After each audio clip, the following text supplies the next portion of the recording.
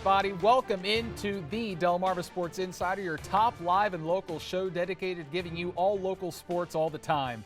I'm Sports Director Brandon Bosser. What is up? It is yours truly, sports anchor Devin J. Martin. Welcome into the show. We've always say this. We got a lot to get into tonight, Brandon. Yeah. A lot of football that we've got to talk about. It was such a fun week and absolutely beautiful night for football as well. And perfect weather. I mean, for the past couple of weeks, it's getting a little too hot, but now it's starting to cool down. Just nice, right. Cool. Yeah, just nice, cool, brisk weather, and that's why the fall season is just the best for football. Yeah, you know what? It might have been cool out there at times, but it was heating up with a few of our games out there tonight. Absolutely, both in the Bayside and the Henlopen. Yeah, we got to start with our game of the night over in the Bayside. Y-High, a top team in the South, taking on the surprising Easton Warriors. Wow, Y-High's first road game of the season. Both teams 2-0. Now, Y-High would waste no time getting hot in this matchup. You see Darius Foreman taking the run, and he throws it out to Malik Leatherbury, and this man is off to the races. Darius Foreman faked the defense out, gave Malik some room Nobody's to run. catching him. And Malik runs down the sideline, and as you said, no one caught him.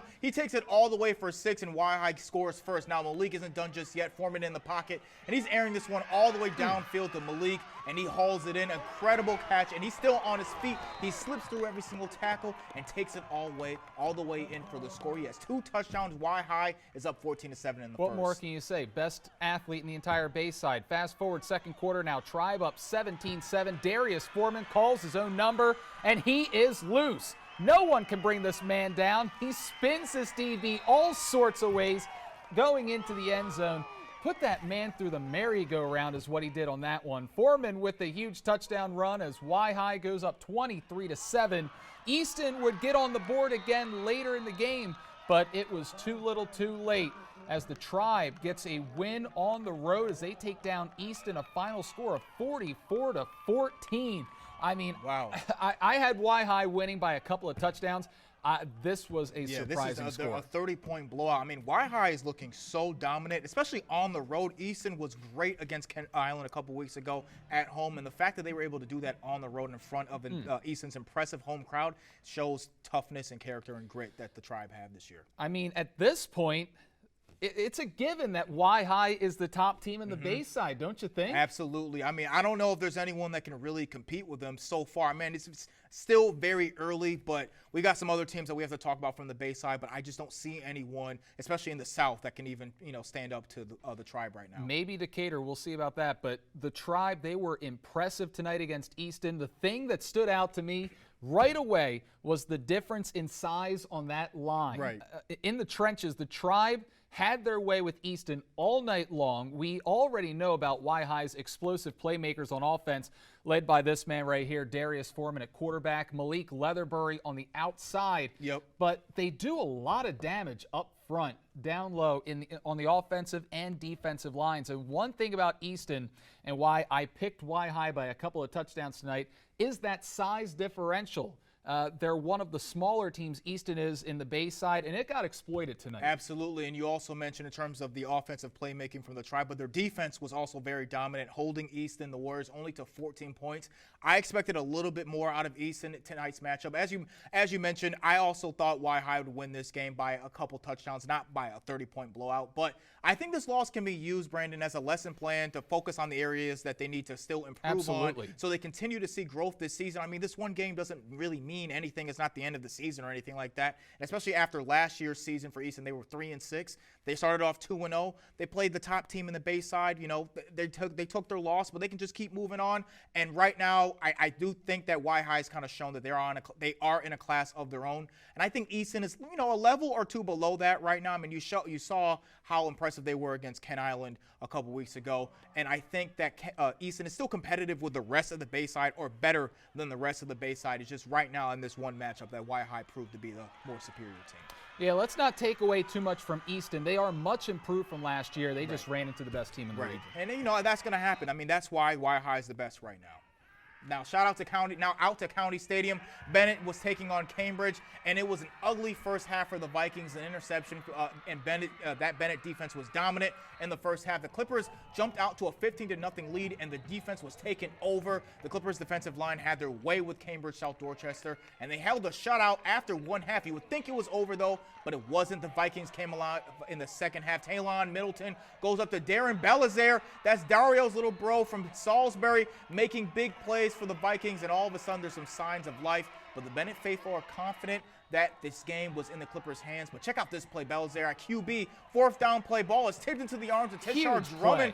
What a play. But Cambridge was within 3 points when they were down 15-0 Yeah, earlier. and the thing about this play right here is it was a fourth down call for Cambridge. Talon Middleton was taken out because of an injury, and Belizaire comes in at quarterback, delivers a pass, tipped in the end zone. Cambridge able to come down with it, and you know what? It set up the game of the night. Let's check that out now. Check out this play to end the game. A fumble gave Cambridge the ball back and gave Cambridge one last chance. Let's go to the next video now and watch as Middleton is going to toss it to Belizaire. What happened was Talon Middleton comes in with 4 seconds left for Cambridge South Dorchester, and they're able to win the game, throwing it up to Darren Belizaire. 18-15, the final score. What a comeback and what a win for Cambridge South Dorchester. They were down 15-0 at one point with an injured QB, and they still found a way to win that game. I would love to be able to get that video up. It's their second win of the season. Hats off to Toby Pierce, guys. Here it is right here. You're going to see Middleton in at quarterback, 4 seconds left. They were miraculously able to get the ball back. He's going to toss it up on the run, and Belizaire is able to get behind the defense and comes down with it. This was the gutsiest win of the season.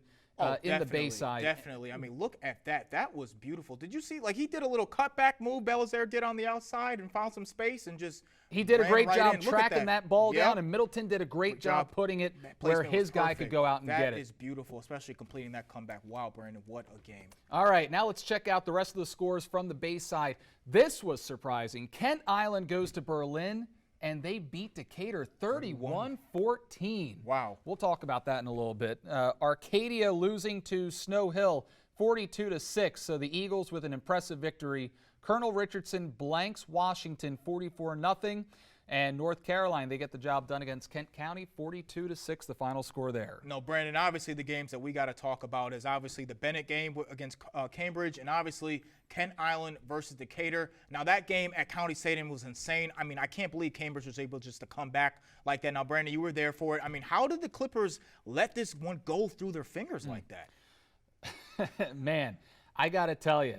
At halftime, I thought, no way Cambridge is going to come back to win this game. They were down 15-0. They couldn't get anything going on offense. Right. But they stuck with it.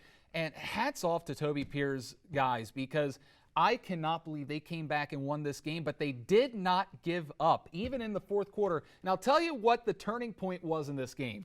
Bennett was going for it on 4th and 1 at their own 20-yard line. At that point, I'm thinking to myself, okay, Bennett, they're challenging their guys, go out and get this first down. Yep. They weren't able to get it. Middleton and the Cambridge offense goes down. They score a touchdown to make it 15-6. Yep. They go down there again on a 4th down play. They get another touchdown, and then you get a fumble in the final minute. Right. You get the ball back. All of a sudden, you put it's a game. yourself in position to win. It was absolutely incredible. And that shows a lot of grit and toughness and heart from the Vikings right there, because a lot of teams could have given up in that moment, especially being on the run and being, shut out at that point. But just one quick play, one quick turnaround, and then the whole momentum goes away from the Clippers to the Vikings. I mean, that is crazy. Now, I know obviously you wanted to talk about the Kent Island versus Decatur. I mean, Decatur we thought was maybe the second best team in the Bayside, losing bad to Kent Island.